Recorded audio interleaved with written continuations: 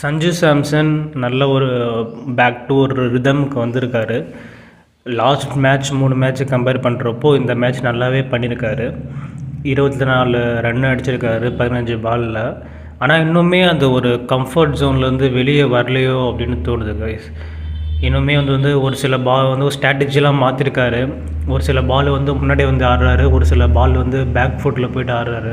இன்னுமே அந்த கம்ஃபர்ட் ஜோன்லேருந்து வெளியே வரலையோ. ஏன்னா வந்து பின்னாடியே வந்து இஷான் கிஷன் வந்து அவர் காம்படிட்டிவாக இருக்கார். ஸோ அதனாலவே பார்த்தீங்கன்னா இன்னும் கொஞ்சம் இந்த இதுலேயே இருக்கார், ஜோன்லேயே இருக்கார்.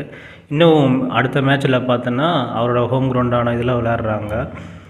ஸோ அதில் கொஞ்சம் ஃபார்முக்கு வந்தால் நல்லாயிருக்கும். ஸோ அதில் கொஞ்சம் வெயிட் அண்ட் சீ பார்க்கலாம் நம்ம சஞ்சு சாம்சன்லேருந்து. அடுத்த பாசிட்டிவ் என்னன்னு பார்த்தீங்கன்னா ஜாக் ஃபோக்ஸ் செகண்ட் மேட்சுக்கு கம்பேர் பண்ணுறப்போ இப்போ நல்லாவே போட்டிருக்காரு. 3 ஓவர் போட்டிருக்காரு. 3 ஓவர் போட்டு 29 ரன்னு கொடுத்துருக்காரு. ஒரு விக்கெட் எடுத்துருக்காரு, மெயின் விக்கெட்டு. நல்லா ரிதமாக இருந்த ரிங்கு சிங் விக்கெட் எடுத்துருக்காரு. நல்லா பாசிட்டிவ், அதில் நல்லா ஸ்லோ நல்லா மிக்ஸ் பண்ணி போடுறாரு.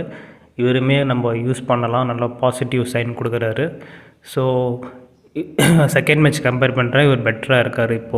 அடுத்த சைன் பார்த்தீங்கன்னா மேத் ஹென்ரி கைஸ். லாஸ்ட் 2 மேட்சாகவே எப்போ ஒரு T20s மேட்ச்சில் இன்க்ளூட் ஆனாலும் அப்போ இருந்து நல்லா பர்ஃபார்ம் பண்ணிட்டுருக்காரு. ஃபஸ்ட் ஓவரில் விக்கெட் எடுக்கிறாரு. பார்த்தீங்கன்னா இந்த தடவை ஃபஸ்ட்டு பால்லே அபிஷேக் சர்மாவை கழட்டினார். நல்லா ஓவராக நல்லா போட்டிருக்காரு. 3 ஓவர் போட்டு 24 ரன்னு ஒரு விக்கெட் எடுத்திருக்காரு. நல்ல எக்கானமியில் போட்டிருக்காரு. 8 எக்கானமியில் தான் ரேட்டில் போட்டிருக்காரு. ஒரு டெத் ஓவர்லையுமே யூஸ் பண்ணலாம் கைஸ். அடுத்ததாக பார்க்க போகிறவர் 6 ஹிட்டர் ஆருத் சாமி, deputy reporting from the Indian yellow colour.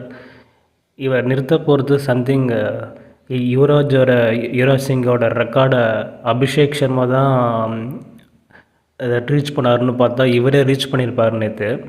நல்லா ஆல்மோஸ்ட் வந்து இந்த 14 பாலில் ஒரு 50 இருந்துச்சு. நல்லா ஜாக்கப் டெஃபின் எல்லாம் ஒரு ஏர்கர் மேல் லென்த்தில் போட்டு தப்பிச்சிட்டாரு.